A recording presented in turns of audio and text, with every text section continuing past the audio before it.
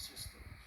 The compressed air is coming up here with these nozzles to cooling the contacts and blow out arcs. The other relay here is conducting the Morse signal to the magnetic amplifier in the high frequency switchgear, and there it is transforming the message to a signal out on the antenna.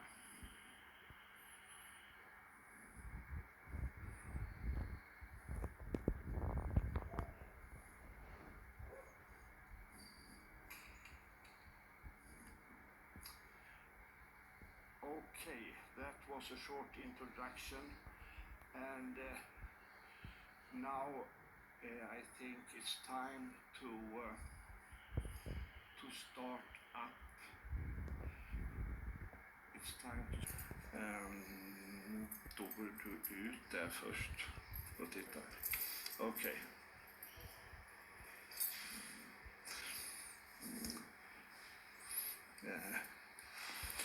We have done some preparations. We have controlled that all the machines are running well, and that there are oil in all the bearings. Here is no ball bearings in the machines, just plain bearings, so the lubrication is of great importance. We have also connected the station to a transformer outside in the transformer room.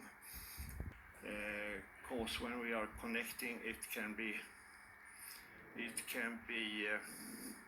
noisy and can be scary. Now Anders is back, and I will connect the transformer outside in the field. So now we are ready to start up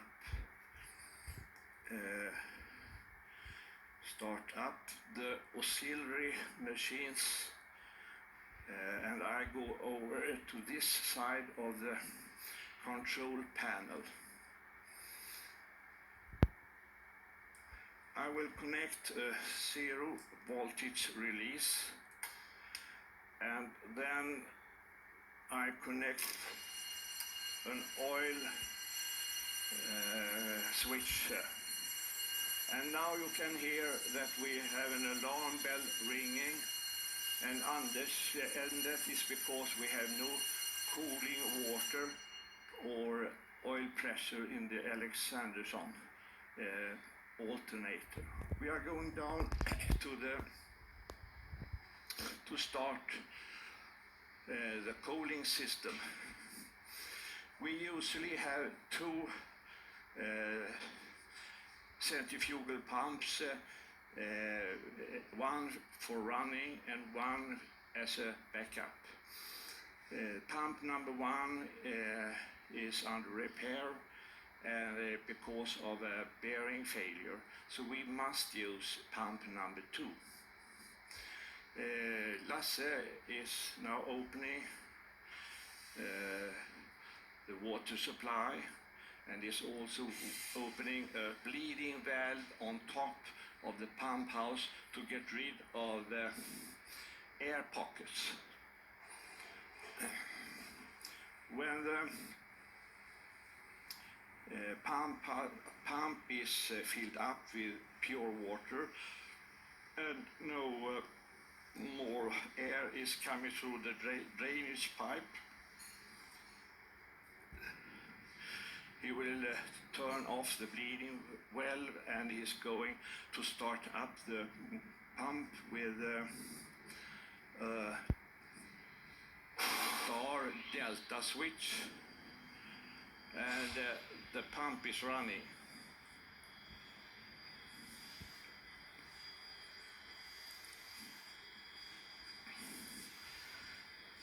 Now is open a ball valve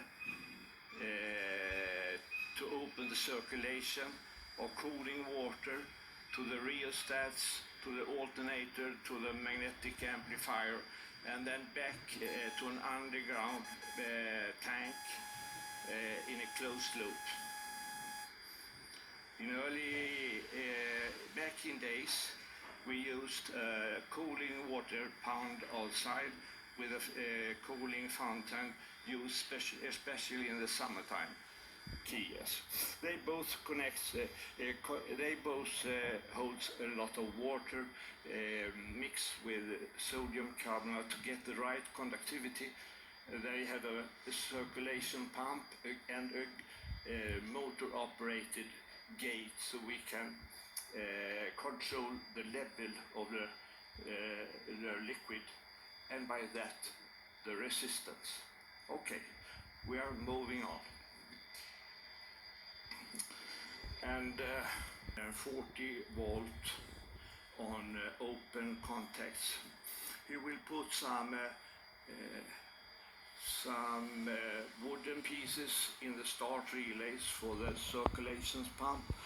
You can hear it flushing now, and perhaps you can see it on your screen. We have a camera down there. If we don't start this circulation pump, the liquid should start to boil when we are starting. The 0 volt is released and the main motor with an oil switch. There's oil in the switch to extinguish electrical arcs. Now the alternator starts to rotate. There are large masses to be handled. Only the disc weighs about 1,500 kilograms. On the ammeter here we can follow the start-up current, about 145 amps, and on the voltmeter on the other side of the panel we can see that the volt is about something. Disconnect our auxiliary oil pump. Okay. Now the internal oil pump is handling the lubrication. Now we are following the start-up current, just now 100 amps, and at about 90 amps, Anders will connect 2 rectifiers, and one for 500 volt DC and one for 125 and 250 volt DC. We are moving to the other side of the control panel, and Anders will connect the knife switch, and with that he is magnetizing the 500 volt DC rectifier to energize the motor with 2,300 volt. You can hear the motor that is revving up, and 20 RPM. We are also following the voltage to the motor. Just now it's 2,300 volt. Our target voltage is about 1,900 volt. When the speed of the motor reaches 700, Anders now will close the next knife switch to magnetize the alternator. With the 2 control devices, Anders has already increased the liquid level in the rheostats to get even more.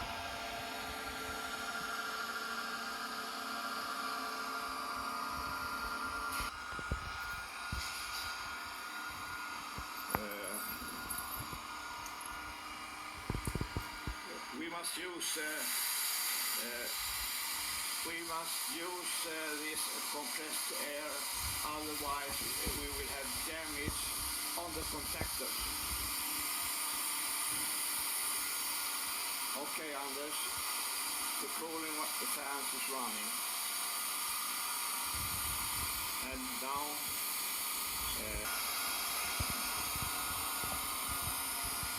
okay.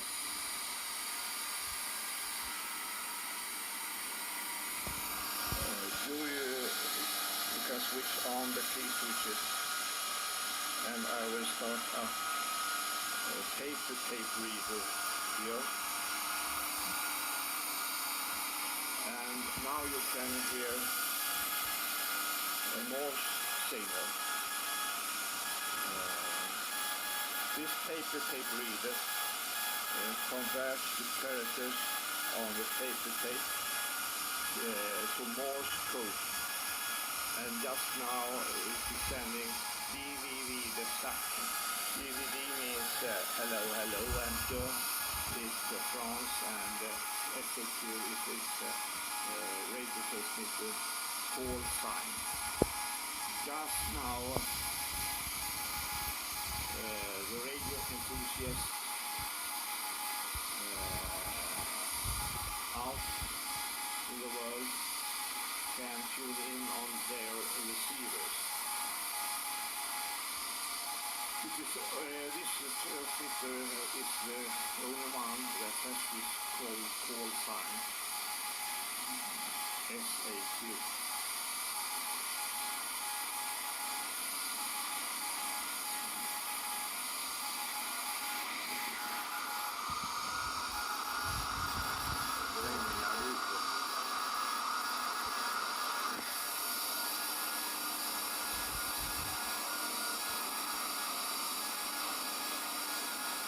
I think you are satisfied. Everything good. Okay. Centigrade, and it's rather cloudy, and I'm happy that there is no raining. To the right of me we have our cooling fountain running, and behind me you can see towards the cloudy sky the 6 antenna towers, impressive constructions. The towers is 127 meter high.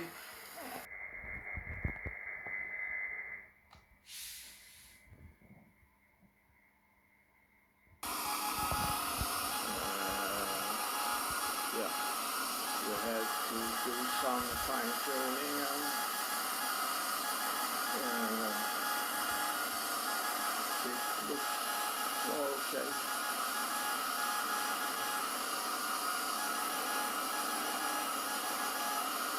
Now we are going to wait for Kai starting up and transmitting the message.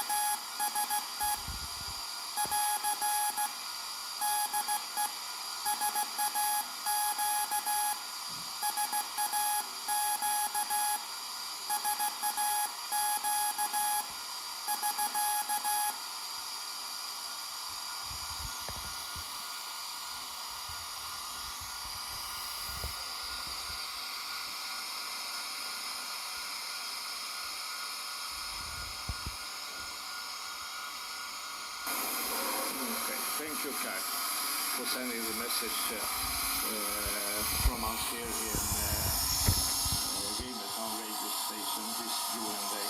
Many for 200 volt DC. I am going to stop the alternator, and Anders is closing the rectifier. Then Anders is decreasing the liquid level in the rheostats to the starting